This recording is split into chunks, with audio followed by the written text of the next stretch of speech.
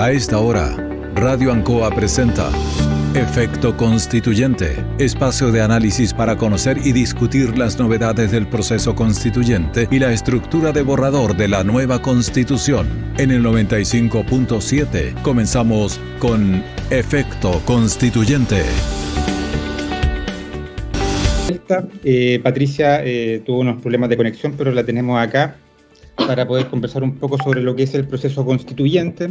Recordemos que la elección, el plebiscito de salida de la propuesta de texto es este 4 de septiembre. Y Patricia, ¿cómo estás? Buenas tardes. Hola Diego, hola a todos también quienes nos están viendo. Estamos aquí con esta mecánica como de pantalla compartida, ¿cierto? Ya que tuve algunos problemas en mi equipo con la conexión con Skype, pero siempre hay una forma de arreglarnos, ¿cierto? Así que igual estamos en esta edición de Efecto Constituyente para contarle algunas cosas del texto, ya que nos queda tan poquito para el plebiscito que es este 4 de septiembre. Como digo, ya les comentó, tenemos voto obligatorio, pero la idea es que, aparte de que porque es obligatorio, puedan ir a votar porque es una elección importantísima para los próximos 50 años de Chile. Patricia, pasemos de lleno a lo que es la contingencia de cara a lo que es el proceso constituyente. Si gana el rechazo, repetir el plebiscito de entrada sería redundante, dijo el presidente Gabriel Boric hace algunos días en un programa en televisión. ¿Qué te parecen esta cuña que dijo el presidente Boric? Voy a moverla, eso, ahí está mejor la dinámica, todo esto cuando uno transmite en vivo. Bueno, ¿qué es lo que pasa cuando nosotros hablamos ahora después de qué sucede si es que gana la opción rechazo en el plebiscito? El presidente Boric, ¿cierto?, ya se ha pronunciado, nos ha dicho que habría que hacer una nueva constituyente con las mismas reglas de la anterior, etc. Entonces yo lo primero que quiero es aclarar que esto no recae en el presidente.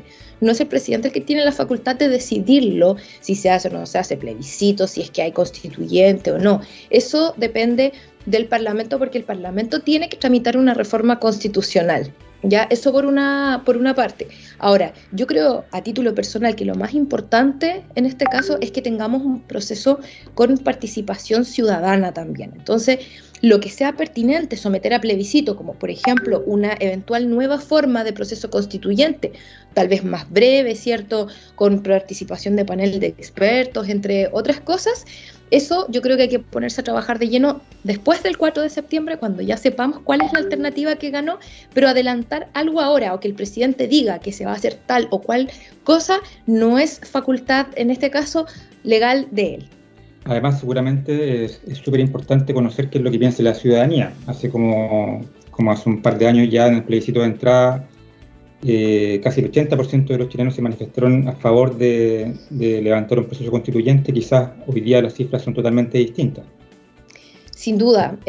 Igual de todas maneras yo creo que es importante tener en consideración que la gente quiere de todas maneras un cambio. O sea, en el fondo, por ejemplo, votar rechazo este 4 de septiembre no equivale a decir que te gusta la Constitución actual, llámese del 80, de 2005, como quiera denominarla. Entonces, yo creo que lo importante, lo que hay que tener ahora en la mira es que vamos a votar si es que este texto que propuso la Convención nos gusta o no nos gusta. Y el que vamos a hacer después es, si es que gana el rechazo, por ejemplo, es una tarea que ya tengo entendido que están trabajando, ¿cierto?, las distintas fuerzas políticas, parlamentarias, la sociedad civil también. Si ustedes se fijan, hay varios portales, varias iniciativas también, donde se proponen alternativas. Yo formo parte de una, que es la Casa de Todos, ¿cierto?, que también se van generando propuestas alternativas, pero hay muchas más. Así que yo creo que por ahora tenemos que enfocarnos en este voto del 4 de septiembre, que va a ser decisivo para el futuro de nuestro país. Así es, Patricia. Conversemos un poco de educación, ha sido uno de los temas más importantes y uno de los temas que más les preocupa a la ciudadanía, obviamente. En la propuesta de Constitución, te voy a leer un pequeño párrafo, Patricia. Dice: el Estado deberá articular, gestionar y financiar un sistema de educación pública de carácter laico y gratuito. ¿Qué se deduce de estas palabras, Patricia? A ver, básicamente en el tema de educación acá se crea un sistema nacional de educación, y del texto que tú leíste, que es parte del artículo, no recuerdo si 36 o 37, pero lo que nos señala ahí es que el financiamiento para los establecimientos estatales está asegurado, ¿ya? O sea, el Estado deberá financiar, eso significa que se asegura el financiamiento para estos establecimientos. ¿Cuál es el problema? Que el financiamiento para aquellos proyectos educativos particulares que al día de hoy reciben subvención, que bueno, por supuesto, como dice este artículo, el financiamiento es para establecimientos, para educación gratuita y laica. Eso queda entregado a lo que es la ley después, porque como no se aseguran las disposiciones de fondo, se puso en una disposición transitoria que la ley va a determinar las condiciones para otorgar financiamiento a otros proyectos educativos que no sean parte de estos establecimientos estatales, en qué condiciones y en el fondo también estableciendo que tienen que cumplir con los requisitos de este artículo 36 de la Constitución propuesta. Entonces, como uno de ellos habla de que la educación tiene que ser laica, ahí entramos en el problema. ¿Qué pasa si, por ejemplo, hay un establecimiento particular, sin fines de lucro, que quiere tener financiamiento o que ya lo tiene y que es, por ejemplo, confesional? ¿Qué pasa con eso? Entonces son muchas interrogantes que nos van quedando a propósito de este tema. Si bien hay puntos positivos a destacar... Patricia, ¿sí? Quiero detenerme en ese punto, porque acá dice textual que tienen que ser los establecimientos laicos. ¿La ley puede decir que se pueden incluir establecimientos que no sean laicos? ¿Puede estar una ley por sobre lo que dice el texto constitucional? Bueno, acá hay un problema que está a lo largo de toda esta propuesta de constitución. Es importante que la ley regule los alcances y también que pueda ir detallando o explicando, determinando la forma de aplicación de las normativas constitucionales. Incluso hay muchas remisiones expresas a la ley y otras a través de lo que son las disposiciones transitorias. Y eso está bien, pero ¿cuál es el problema? Que esta Constitución no está haciendo en todas sus partes un marco general, sino que hay otras partes que están muy desarrolladas, muy explicativas. Entonces ahí entramos en un problema de interpretación, de qué es lo que pasa si es que la ley de base nunca va a poder contradecir a la Constitución, pero acá nos queda en una nebulosa. Entonces, en principio, podríamos decir que no se estaría cumpliendo el requisito de que sean laicos. Y podría, claro, a lo mejor salir una ley que no les impida, pero eventualmente, no sé, el día de mañana podría, si se aprueba esta Constitución, podría haber, por ejemplo, una persona que recurra el antiguo recurso de protección, que con esto se llamaría acción de tutela, y diga que es inconstitucional. O, por ejemplo, ahora que se establece en este proyecto que la comunidad educativa tiene que participar, tiene participación vinculante en la definición del proyecto educativo, entonces también ahí hay otro punto que se tiene que considerar porque también podrían ser modificados los lineamientos. Entonces, está en una situación un poco compleja la libertad respecto a poder tener proyectos educativos propios. Los pueblos indígenas sí, a ellos se les garantiza explícitamente la libertad de sus propios proyectos educativos, no así para el resto. Patricia, en ese sentido, como tú has estado recorriendo la región del Maule durante estas semanas de campaña, hay mucha preocupación por parte de los maulinos al respecto, considerando que más del 50% de la matrícula que hay a nivel nacional pertenece a establecimientos particulares subvencionados. Sí, efectivamente es un tema que la gente ha consultado mucho, que les preocupa mucho. Y yo creo que lamentablemente uno de los defectos de esta propuesta de constitución es que en las materias donde la ciudadanía pedía más certezas, más definiciones que pudiesen encaminarnos en una mejor calidad de educación, salud, pensiones, lamentablemente acá quedó la puerta muy abierta y muy indefinido respecto a los aspectos en que precisamente se necesitaban certezas, como por ejemplo podría haber sido consagrar y asegurar financiamiento para los establecimientos particulares privados que cumplan con los requisitos, ¿cierto?, que establezca la Constitución, pero haberlo asegurado, no haberlo dejado en la nebulosa. Otro tema que ha llamado bastante la atención de esta propuesta de Constitución, Patricia, es que el kinder no aparece como obligatorio, no está consagrado en el texto que se propone. ¿A qué se debe esto y cuáles son los argumentos que entregó la gente, los convencionales, tus ex colegas que validaron este tema? Yo formé parte de la Comisión de Derechos Fundamentales, donde se veía este tema, pero sí, por supuesto, estuve en el Pleno cuando se tuvo que votar esto. Nosotros, varios constituyentes, pusimos una indicación para que quedara la educación preescolar, ¿cierto?, como obligatoria. Y se rechazó ampliamente, lamentablemente en ese momento no tuvimos la justificación, porque como las votaciones no se justificaban, eran solo los discursos previos y cada uno podía tener el discurso respecto al tema que le pareciera conveniente. La verdad es que por lo menos al día de hoy yo no tengo una explicación para que nos digan por qué no quedó el kinder como obligatorio, sabiendo la importancia de la educación preescolar en la primera infancia. Y por otra parte, al no estar establecido como obligatorio en la Constitución, obviamente tampoco va a haber una inyección importante de recursos a nivel país en las políticas de gobierno, porque la Constitución no lo consagra como obligatorio, entonces hay que ir cumpliendo con otros derechos sociales o con otras partes de la educación primero. Entonces yo creo que este fue un tremendo error, no le encuentro la justificación y creo que sería un retroceso en caso que se aprobara esto, que el kinder no fuera obligatorio. Patricia, otro de los temas que también llamó bastante la atención es el derecho preferente de los padres a educar a sus hijos. ¿En qué quedó esto finalmente? ¿Cómo quedó inserto o no quedó dentro de la propuesta de Constitución? A ver, hay que hacer una distinción. El derecho y deber preferente de los padres a educar a su hijo está consagrado, ¿cierto?, ya en tratados internacionales, y lo que quedó en la propuesta de Constitución es la libertad de los padres para elegir, en este caso, la educación de sus hijos, pero esto va enfocado hacia, por ejemplo, el establecimiento educacional. Porque cuando hablamos del derecho y deber preferente de los padres para educar, es algo mucho más amplio. No estamos hablando solamente de en qué colegio lo va a matricular, sino que estamos hablando de algo mucho más amplio y que abarca muchos más factores. Se ve el educar como algo global.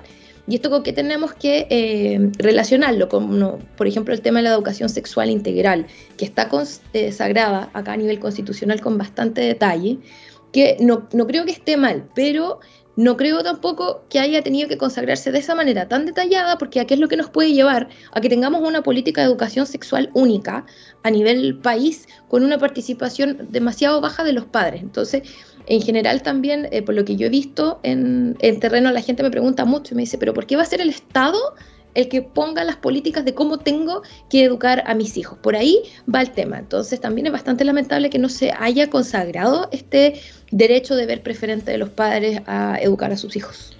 Se puede deducir un poco que queda, lo que se ve en materia de educación queda al arbitrio un poco de los gobiernos de turno, sobre qué orientación quieran darle, por ejemplo, en temas educativos de educación sexual. O sea, sin duda va a quedar o va a materializarse de esa manera. Además que también tenemos que recordar que este proyecto de Constitución en general lo que busca es darle más poder al Estado, o sea, hace más grande al Estado. Si bien, claro, podría ser positivo hablar de un Estado social democrático de derechos donde el Estado tenga un rol más activo en lo que es la satisfacción de los derechos fundamentales, pero otra cosa es que el Estado pasa a ser el protagonista de las vidas y de las decisiones de las personas. Entonces yo creo que ese también es un defecto del que adolece este proyecto de Constitución, porque estatiza muchas cosas y nos deja un Estado gigante que, más allá de ser garante y buen prestador de servicios, esto se exagera y pasa a ser un Estado con muchas atribuciones en la vida de las personas. Y uno de los objetivos de la Constitución es precisamente lo contrario, limitar las atribuciones del Estado. Entonces, esa es una parte compleja y que no se ve solo en educación, sino que también en otros derechos sociales y otras disposiciones. ¿Algún otro tema relevante en relación a lo que es educación, Patricia, que podamos abordar, que creas que merece la gente conocer? Bueno, yo creo que en educación todavía hay muchas cosas que conversar, también hay muchas cosas que se regulan en este proyecto de Constitución, pero yo creo que lo más importante es que la gente pueda leer lo que se establece, cuáles son estos principios, porque hay muchos principios que se consagran respecto a los proyectos educativos. Ustedes pueden ver que lo que hemos estado conversando no es nada alejado de la realidad, o sea, no está el financiamiento garantizado para los establecimientos particulares, ¿cierto? No está el kinder como obligatorio, entre otras cosas. Así que yo creo que también es lo importante que puedan ver el texto, y también está cerquita en lo que es la geografía, digamos, ubicado, lo que es salud, pensiones, etcétera. Así que también pueden aprovechar de echarle una mirada a otros temas, ya que nos queda tan poquito tiempo para el plebiscito. Incertidumbre entonces en educación, porque tenemos que consignar y considerar de que hay universidades católicas, por ejemplo, tenemos bastantes establecimientos que son católicos a nivel básico, medio, y también establecimientos evangélicos. Entonces, todo eso queda un poco en el aire con esta nueva carta. Patricia, por último, para que vayamos finalizando, un llamado a la gente a votar. Recordemos que el plebiscito de salida tiene como principal característica es que el voto es obligatorio, entonces invitemos a la gente a votar. Bueno, sin duda lo más importante es que la gente tenga ese compromiso, esa conciencia de la importancia del voto este 4 de septiembre. Recuerden que acá lo principal es decir, ¿nos gusta este texto que salió de la convención o no nos gusta? Porque podemos tener otro mejor y otro bien hecho. Así que recuerden, voto obligatorio. Revisen su local de votación en cervel.cl, porque a muchos les pueden haber cambiado el lugar porque se buscaba que estuviera más cercano a su domicilio, pero al domicilio que tienen registrado en Cervel. Entonces, probablemente a lo mejor para muchos de ustedes no va a ser el mismo local en el que votaban siempre. Así que también ayudar a sus parientes, a sus amigos, conocidos, adultos mayores, para que vayan a votar al lugar indicado ese día y puedan ejercer este derecho y deber este 4 de septiembre. Bueno, principalmente los adultos mayores, sabemos que a ellos les cuesta un poco más el tema de la tecnología, ingresar a la página del Cervel para saber dónde les toca votar, así que tienen una tarea los sobrinos, los nietos, los hijos de las personas mayores. Bien, Patricia, estamos llegando al final de este nuevo capítulo de Efecto Constituyente. El micrófono para que te despidas de la gente, de los vecinos del Maule Sur.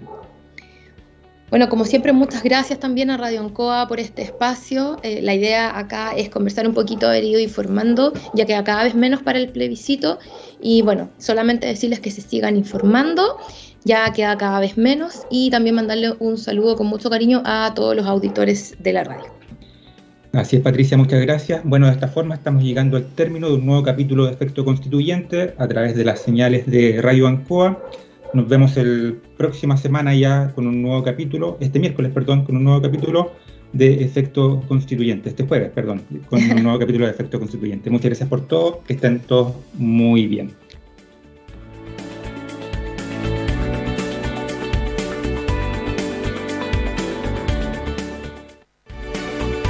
Radio Ancoa presentó Efecto Constituyente.